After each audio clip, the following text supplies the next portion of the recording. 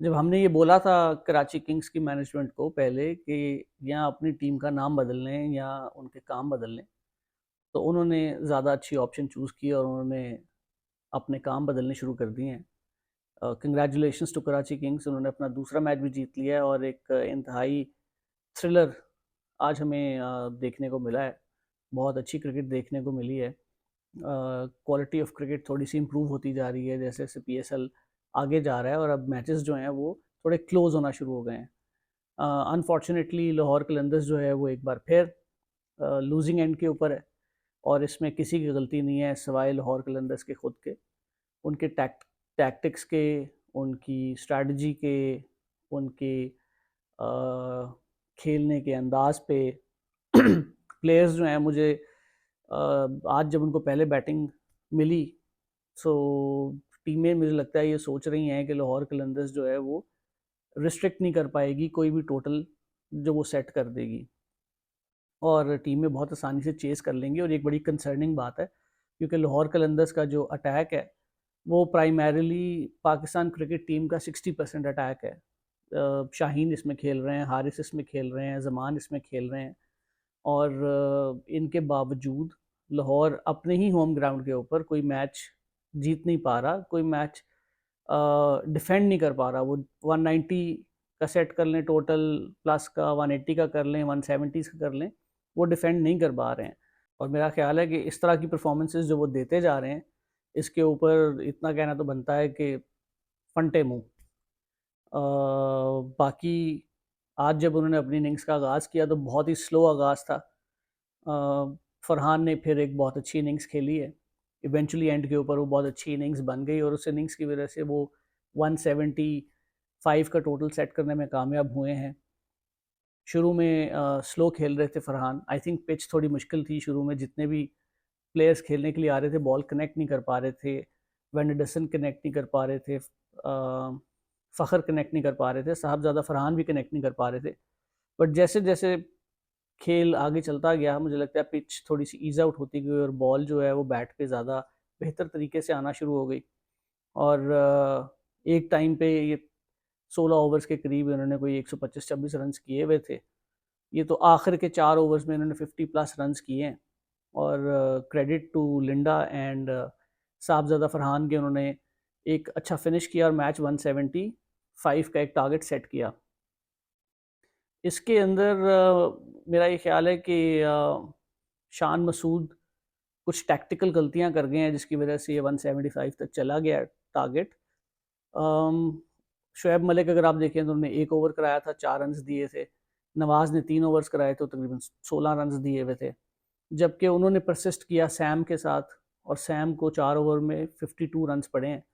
ये जैसे मैंने पहले भी बोला था कि बहुत ज़्यादा बॉलर शफल करने का मतलब ये नहीं है कि आप ज़्यादा अच्छे कप्तान परसीव होंगे। आपको स्ट्रेटिजिकली देखना है कि कौन सा एसेट आपका किस दिन परफॉर्म कर रहा है आपके लिए और उसको आपको यूटिलाइज करना है ज़्यादा। जब आपको नज़र आ रहा है कि सैम को मार पड़ रही है तो आप उसको यूज़ मत करें। बेशक वो आपका एक की बॉलर है, आप उसकी जगह दूसरे बॉलर्स यूज़ करें जो अच्छा उन्होंने बॉलिंग कर रहे थे और वो उनकी इकॉनमी रेट बहुत बेहतर थी। ये 175 से कम होना चाहिए था इस पिच के ऊपर स्कोर। एनीवेज, जब बैटिंग शुरू की कराची किंग्स ने तो स्टार्ट एक दफ़ा फिर बहुत बुरा था इनका। शान मसूद नहीं चल पा रहे, उनके साथ अखलाक थे वो भी नहीं चल पा रहे और जेम्स विंस भी नहीं चल पा रहे। सो ये तीनों ऊपर जो हैं ये फ्लॉप हुए और एक टाइम पे तकरीबन 44 फॉर 4 थे ये और उस वक़्त फिर क्रीज़ के ऊपर मौजूद हुए दोनों इकट्ठे ओल्ड टाइमर्स जो जवानों से बहुत ज़्यादा बेहतर खेल रहे हैं और पोलार्ड ने पिछले मैच में भी बहुत अच्छी इनिंग्स खेली थी और इस मैच में भी एक बेहतरीन इनिंग्स खेली है। इन दोनों ने मिल के, पोलार्ड ने और शोएब मलिक ने तकरीबन को 95 रन की पार्टनरशिप की है, अराउंड 59 बॉल्स। वहाँ से मैच जो है उन्होंने टर्न किया और ये दोनों मिल के तकरीबन कोई 25,000 रन किए हुए हैं इन्होंने 2020 सर्किट के अंदर। और इनके दिमागों में मुझे लग रहा है कि चिप फिट हुई हुई है, कोई कंप्यूटर चल रहा है इनके दरमियान दिमागों के दरमियान, क्योंकि ये इतना बेहतर असेस कर रहे थे सिचुएशन को, ये उनके बॉलर्स को रीड कर रहे थे और वेट कर रहे थे उन बॉलर्स का जिन पे उनको अटैक करना था। अच्छे बॉलर्स के ऊपर जो अच्छी बॉलिंग करा रहे थे, आज हारिस राव बहुत अच्छी बॉलिंग करा रहे थे। मैंने नोटिस किया कि उन्होंने अपनी स्पीड थोड़ी सी कम की है, हर बॉल को उन्होंने कोशिश नहीं की कि वो 145 प्लस लेकर जाएं। कुछ बॉल्स उन्होंने 140 141 142 पे कराए हैं, लेकिन लेंथ और लाइन बहुत अच्छी आज उन्होंने पिक की हुई थी, और यही वजह है कि उनको 4 ओवर में तकरीबन 22 रन पड़े हैं और 1 विकेट उन्होंने लिया, और ये सबसे इकोनॉमिकल स्पेल है उनका पीएसएल के अंदर। सो इससे ये हम सोच सकते हैं या समझ सकते हैं कि अगर आप अपने ऊपर वर्क करें, आपको पता हो कि आपने कहाँ बॉल कराना है, कैसे बॉल कराना है, किस प्लेयर मैचअप्स को देखना है, किसकी क्या स्ट्रेंथ है, किसकी क्या वीकनेस है, तो ये वही हारिस राउफ है जो 10.5 की इकॉनमी से पिटे हुए हैं इस टूर्नामेंट में, और आज बहुत अच्छी परफॉर्मेंस दे के गए हैं। ज़मान खान बहुत अच्छी परफॉर्मेंस दे के गए हैं, उन्होंने भी बहुत इकोनॉमिकल बॉलिंग की है, 4 ओवर में 22 रन दिए हुए हैं उन्होंने भी, और विकेट्स भी लिए हुए हैं 2।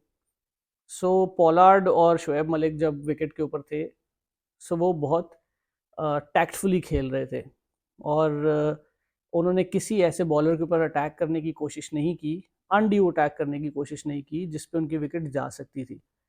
उन्होंने बॉलर्स को मैप किया कि किस बॉलर को मारना है, और आई थिंक यहाँ पे फिर शाहीन अफरीदी से गलती हुई है। शाहीन की कैप्टनसी पे सीरियस क्वेश्चंस है। पहले उनका बैटिंग ऑर्डर गलत था, शाय होप को आप नीचे खिला रहे हैं जबकि आपको उनको ऊपर खिलाना चाहिए था, एहसन की जगह खिलाना चाहिए था, आपका स्कोर हो सकता है थोड़ा बेहतर हो जाता। और जब बॉलिंग की बारी आई है तो पोलार्ड और शोएब मलिक दोनों स्पिन को अच्छा खेलते हैं, ख़ास तौर पे लेफ्ट आर्म स्पिन को, और लिंडा से आपने ओवर करवाए हैं और उन्होंने लिंडा पे अटैक किया और वहीं से उन्होंने गेम जो है वो चलानी शुरू किया आगे। आई थिंक वहाँ पे लिंडा से बॉल करवाने की ज़रूरत नहीं थी, आप पेस को ही यूटिलाइज़ करके रखते और थोड़ा अनसेटल करते रहते इनको। ये एक टैक्टिकल मिस्टेक उन्होंने की है। फिर जब पोलार्ड और शोएब मलिक आउट हुए हैं तो उस वक्त भी आपको चाहिए था कि आप अपना स्पिनर इंट्रोड्यूस करा देते, क्योंकि 1 ओवर आपके पास रहता था जो स्पिनर का था, और वो काफ़ी कॉस्टली पड़ा क्योंकि एंड पे आखिरी ओवर स्पिनर को कराना पड़ा, और वो अनफॉर्चुनेटली सामने हसन अली थे, और Hasan Ali once again left arm spinner को बहुत अच्छा खेलते हैं। सो ये वो टैक्टिकल मिस्टेक्स हैं जो एज अ कैप्टन वो कर रहे हैं, और अगर आपको आखिरी ओवर करवाना ही था या पूरे मैच के अंदर सिकंदर रज़ा को आपने बॉल ही नहीं करवाया, यानी सिकंदर रज़ा ने इस मैच के अंदर सिर्फ एक बॉल खेला है जिसपे वो आउट हुए हैं, अदर देन दैट उन्होंने सिर्फ फील्डिंग की है। सो ये वो क्रिटिकल डिसीजंस हैं जो वो शाहीन लैग कर रहे हैं, और मुझे तो चलें वो तो लैग कर ही रहे हैं, लेकिन बाहर मैनेजमेंट जो बैठी हुई है वो भी उनको कोई मैसेज नहीं भेज रही कि भाई आप इसको यूज़ करो या इसको यूज़ करो। आखिरी ओवर है, सामने अगर हसन अली है और एक दूसरा टेल एंडर का प्लेयर है, न्याजी है, सो आपको वो बॉलर लगाना चाहिए जो कि डिफरेंट वैराइटीज़ कर सकता हो या जिसको रीड करना मुश्किल है, ना कि आप एक लेफ्ट आर्म स्पिनर लगा दें जिसको हसन अली बहुत इजीली हिट कर सकता है, और उसने पहली बॉल पे छक्का मार के मैच तकरीबन किल कर दिया था। आखिरी बॉल तक जाना नहीं चाहिए था बट वो चला गया, चलें वो एक डिफरेंट चीज़ है। लेकिन जो इस मैच का टर्निंग पॉइंट था, वो गेम चेंजर था, वो था पोलार्ड और शोएब मलिक की पार्टनरशिप। और जैसे मैंने कहा कि दोनों क्योंकि बहुत एक्सपीरियंस कैंपेनर्स हैं, और पोलार्ड को तो मेरा ख्याल है हमें पोलार्ड नहीं कहना चाहिए, उसका नाम हमें चेंज कर देना चाहिए, तो मैं एक नई टर्म कोइन कर देता हूँ। पोलार्ड की जगह उसको लॉर्ड पोला बोलना चाहिए हमें, और शोएब मलिक को हमें शोला बोलना चाहिए क्योंकि अभी उनका शोला अभी तक जवान है। तो ये दोनों जो हैं, लॉर्ड पोला और शोला, इन्होंने बेहतरीन बैटिंग की है और टीम को अपनी एक सर्टन लॉस से निकाल कर एक विनिंग पोजीशन तक लेकर आए हैं। इनको फिनिश करना चाहिए था मैच, आई थिंक वो एक मिसक्यू कर गए हैं, वो एक वाहिद गलती है जो पोलार्ड कर गए हैं, क्योंकि इन दोनों को पता होना चाहिए था कि 1 ओवर स्पिनर का है, वो उसमें बड़े सुकून से उसको मैच को विन कर सकते थे ईजिली। ओवरऑल एक अच्छा मैच था, और लाहौर के लिए तो हम सिर्फ दुआ ही कर सकते हैं कि वो जो कुछ भी कर रहे हैं वो रिजल्ट्स उनको पे ऑफ नहीं कर रहे, और उनके कैप्टन को बहुत सीरियसली दोबारा से रीस्ट्रैटेजाइज करना पड़ेगा, सोचना पड़ेगा, कॉम्बिनेशंस देखने पड़ेंगे। और एक और बहुत इंपॉर्टेंट चीज़ देखनी पड़ेगी कि बहैसियत कैप्टन वो फास्ट बॉलर भी हैं। ये दूसरे मैच में तीसरा कंसेक्यूटिव रिव्यू है जो उन्होंने ज़ाया किया है, जो कि उनको आम नेकेड आई से भी नज़र आ रहा है कि ये आउट नहीं है। आई थिंक वो बहुत ज़्यादा एक्साइटेड होके ये रिव्यूज़ ले रहे हैं। सो शाहीन अफरीदी को एक प्रिंसिपल डिसीजन ये करना चाहिए, क्योंकि वो डबल हैट कर रहे हैं, वो बॉलर भी हैं और वो कैप्टन भी हैं।